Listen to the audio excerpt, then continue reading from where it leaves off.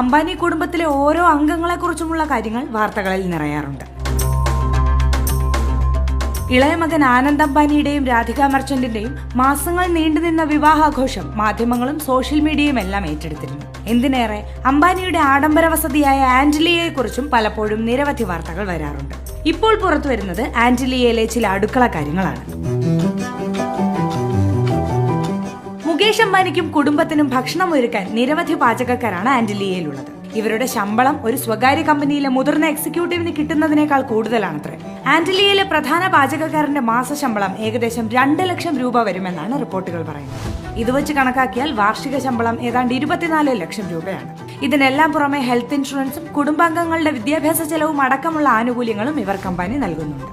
പാചകക്കാർക്ക് മാത്രമല്ല, ആന്റിലിയയിലെ ഡ്രൈവർമാർ അടക്കം പല ജീവനക്കാർക്കും ഇതേ രീതിയിലാണ് ശമ്പള പാക്കേജ്. 24 നിലകളുള്ള ആന്റിലിയയിൽ ഏകദേശം 600ഓളം